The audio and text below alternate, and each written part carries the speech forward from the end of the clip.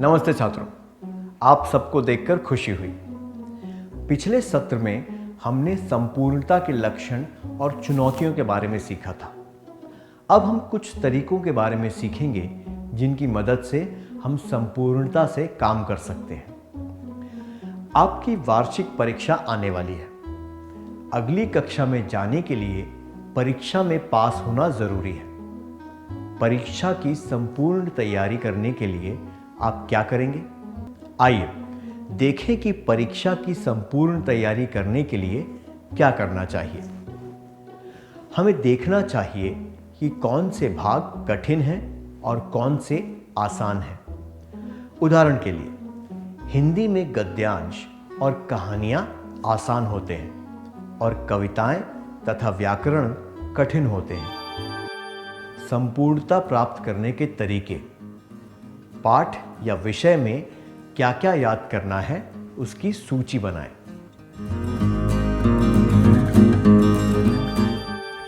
हमें देखना चाहिए कि परीक्षा के पहले हमारे पास कितना समय है और उसके अनुसार कठिन चीज़ों के लिए ज़्यादा समय और आसान चीज़ों के लिए कम समय निकालना चाहिए।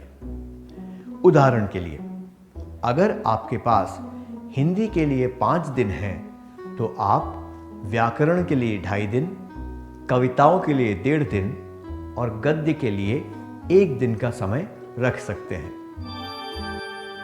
संपूर्णता प्राप्त करने के तरीके। पाठ या विषय में क्या क्या याद करना है उसकी सूची बनाएं। समय सारणी बनाएं। हमेशा सूची और समय सारणी बनाना काफी नहीं होता। काम को संपूर्णता से करने के लिए यह जांचना भी जरूरी है कि हम सही दिशा में जा रहे हैं या नहीं। उदाहरण के लिए, अगर हमने गद्य के लिए 1 दिन रखा है तो हमें यह देखना है कि हमने वो भाग 1 दिन में पढ़ लिया या फिर उससे ज्यादा समय लगाया। संपूर्णता प्राप्त करने के तरीके। पाठ या विषय में क्या क्या याद करना है उसकी सूची बनाएं। समय सारणी बनाएं। यह जांचते रहें कि आपकी योजना सही है या नहीं। कभी कभी हम योजना के अनुसार काम शुरू कर देते हैं, पर काम करते समय हमें कुछ गलतियां नजर आ सकती हैं या फिर परिस्थिति बदल सकती है। इसलिए योजना को परिस्थिति के अनुसार बदलने और उसका पालन करने से हम संपूर्ण तैयारी कर पाएंगे। उदाहरण के लिए, अगर हमें हिंदी व्याकरण पढ़ने में 2.5 दिन से ज्यादा लगे तो हमें इस बात पर ध्यान देना चाहिए कि दूसरी भाषाओं की व्याकरण पढ़ने में भी ज्यादा समय लग सकता है। संपूर्णता प्राप्त करने के तरीके। पाठ या विषय में क्या क्या याद करना है उसकी सूची बनाएं। समय सारणी बनाएं। यह जांचते रहें कि आपकी योजना सही है या नहीं। जरूरत के अनुसार योजना को बदलें। हमें अपनी समय सारणी में कुछ अप्रत्याशित घटनाओं के लिए भी प्रबंध करके रखना चाहिए, जैसे कि मेहमानों का आना, तबीयत खराब होना इत्यादि। उदाहरण के लिए, आप गणित पढ़ रहे हैं और अचानक कुछ मेहमान घर पर आ गए।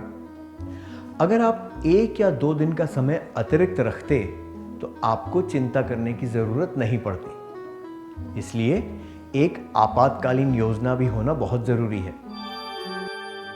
संपूर्णता प्राप्त करने के तरीके। पाठ या विषय में क्या क्या याद करना है उसकी सूची बनाएं। समय सारणी बनाएं। यह जांचते रहें कि आपकी योजना सही है या नहीं। जरूरत के अनुसार योजना को बदलें। एक आपातकालीन योजना बनाएं। परीक्षा के बाद हमें समय सारणी को फिर से देखना चाहिए और इस बात पर ध्यान देना चाहिए कि हमारी योजना की अच्छी और बुरी बातें क्या थीं। ऐसा करने से हम अगली परीक्षा में वही गलती फिर से नहीं दोहराएंगे। उदाहरण के लिए आपने गणित के लिए 10 दिन रखे थे, पर आपको यह लगा कि वो समय कम पड़ा था। अगली बार आप गणित के लिए 1-2 दिन ज्यादा रख सकते हैं। संपूर्णता प्राप्त करने के तरीके। पाठ या विषय में क्या क्या याद करना है उसकी सूची बनाएं। समय सारणी बनाएं। यह जांचते रहें कि आपकी योजना सही है या नहीं। जरूरत के अनुसार योजना को बदलें। एक आपातकालीन योजना बनाएं। काम खत्म होने के बाद योजना को फिर से जांचें। क्या अब हम सत्र का सार संक्षेप कर लें? संपूर्णता प्राप्त करने के तरीके। पाठ या विषय में क्या क्या याद करना है उसकी सूची बनाएं। समय सारणी बनाएं। ये जांचते रहें कि आपकी योजना सही है या नहीं। जरूरत के अनुसार योजना को बदलें। एक आपातकालीन योजना बनाएं। काम खत्म होने के बाद योजना को फिर से जांचें। अच्छी तरह सार संक्षेप करने के लिए धन्यवाद।